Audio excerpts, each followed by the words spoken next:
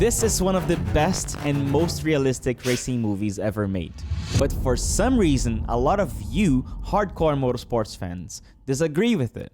Let's talk about that. I'm a professional racing driver and coach, and I create racing videos myself, trying my best to make them feel like movies. This is IMSA Michelin Pilot Challenge.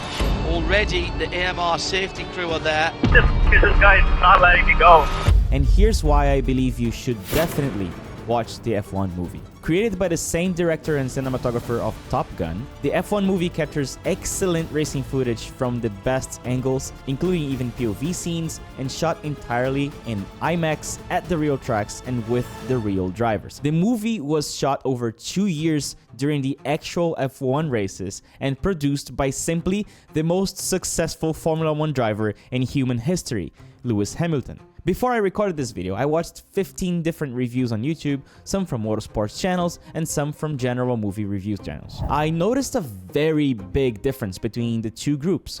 The hardcore fans hated the movie, and the general audience absolutely loved the movie. And to be honest with you, this doesn't really make any sense to me. First of all, I want to say that for the first time, I was able to watch a racing movie without worrying too much about the realism of the racing scenes. Everything I've watched was believable, even though it was obviously slightly exaggerated to make it easier for the general audience to understand it. The angles and cameras used allow you to feel the racing as a whole, both as a racing driver, with the POV shots, the radios, the thoughts and emotions from the drivers, as well as from the broadcasted perspective, just like you would experience Formula 1 while watching it live on TV. Can Perez squeeze past? They're going wheel to wheel! And this is something important. Without exception, pretty much every scene, every battle, every scandal in the movie has happened in real life to some extent. Obviously, because this is a movie that tries to capture all the possible dramatic nuances from the sport, you have basically a 2-hour collection of a lot of these moments, which might feel like too much for a hardcore fan, but honestly adds to the drama and keeps the tension up throughout the whole movie, which, by the way, didn't really feel as long as it was. Time went by pretty fast watching the movie.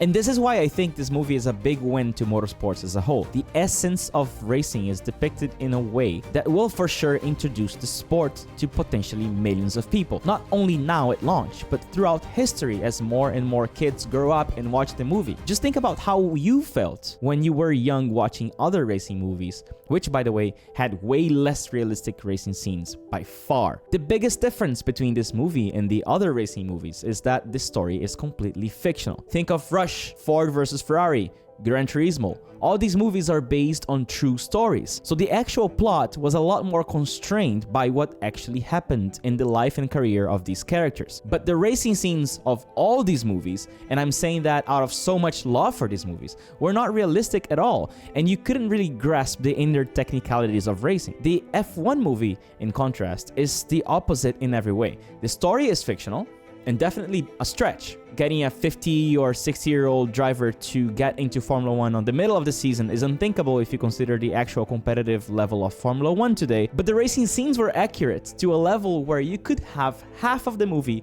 filled with on-track action, which is exactly what happens in this movie. Half of the movie is actual racing, and good racing, with proper strategies, cheeky moves, intentions and outcomes, all within the racing environment in detail, which definitely doesn't really happen to a satisfactory level in other movies, where you have essentially them fighting for position randomly and changing gears in the middle of the straight and accelerating more suddenly until someone comes out on top or they crash. Like, just think that these racing scenes were actually shot with real Formula 1 drivers, driving alongside the actors and executing precise choreographies for each shot. And that a lot of the plot scenes were also recorded during real F1 events at the actual F1 paddocks. Many of the broadcast scenes were actually real Formula 1 moments that they could implement and blend with the story, which was honestly impressive, and you don't really notice any bad continuity issue. They were able to blend together the real thing with the fictional story, making it even more realistic in every way you can imagine. Since the real Formula 1 drivers are not actors, their participation is obviously very limited,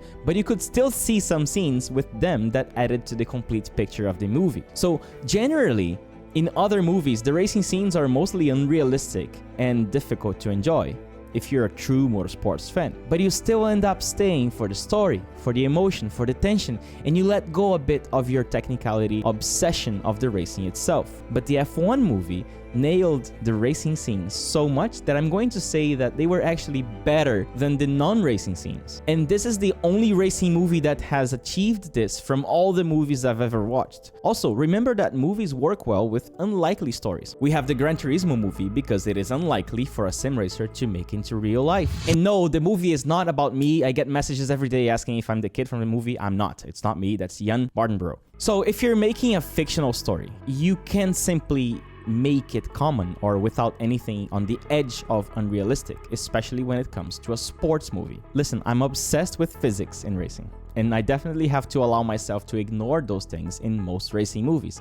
But that was actually not the case with this one. I could truly understand the dynamics of the races, and even the crash scenes were satisfactory compared to these other movies. Even the most dramatic crashes also happened similarly in real life, and were most likely based on these same real-life crashes as inspiration for the movie scenes. So why did hardcore fans hate this movie so much while the general audience liked it? My belief is that there's this expert syndrome where hardcore fans want to be satisfied to a level of technicality that is honestly not feasible in movies, or even if they are, they would be too subtle for the general audience to understand or even enjoy the movie. Another point is that the plot and structure of the movie is pretty Hollywood standard. A little bit of romance, a little bit of inside betrayal, more exaggerated personalities, and sometimes even unnecessary conflicts and tensions. I understand that. And I hate when characters in movies have to suddenly become dumb to create artificial tension in the story. But I don't believe that that is the case with this movie. Each character develops nicely and their personalities grow and blend together throughout the story, which is quite satisfying and creates some closure at the end. Also remember that if this Hollywood standard structure for movies didn't work, it wouldn't be used by so many thousands of movies over and over again. Obviously, it's difficult to follow this standard and adapt it to make it unique,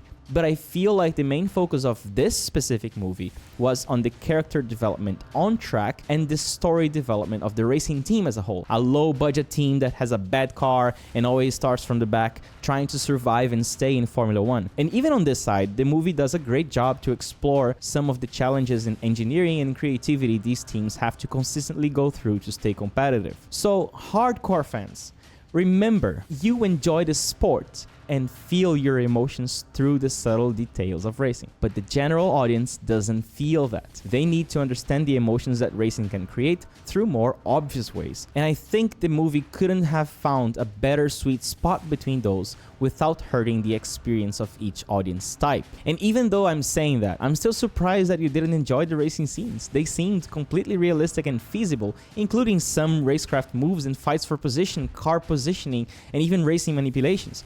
Everything there is feasible and makes sense to be in an action Hollywood movie. So, should you watch this movie?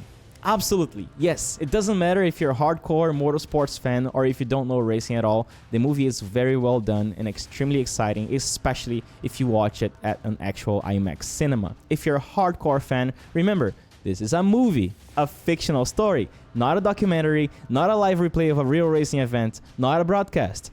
A movie. So try to remember and relive the emotions of racing when you started getting into it, or how you felt when you were young and you first watched older racing movies. Try to imagine that this is how this movie is going to make a newer audience feel, and how this can create the initial spark for them to develop a love for racing. This isn't a movie for drivers. It's a movie that can create drivers. If you're new to racing, my channel is all about racing technique, both in real-life racing and in sim racing. You can learn everything about driving fast and getting to racing yourself. So subscribe and I'll see you on track. Bye. Racing drivers. Would you ever trust a pilot flying for the first time without ever doing flight simulator training? Sim racing is exploding right now, and more real-life drivers are actually using it as a tool to improve their driving technique on the real track. That's why I made the Motor Racing Checklist, an advanced online course that works for both sim racing and real life. It has 50 advanced lessons, and it's based on my coaching experience with many thousands of drivers. This is the Suelio method, a structured system to fix your technique fast so you stop guessing and start learning like a pro. You can get the course now and join our Discord community. And you can also check our student reviews and try it out. If you don't improve in 28 days, you get your money back. See ya.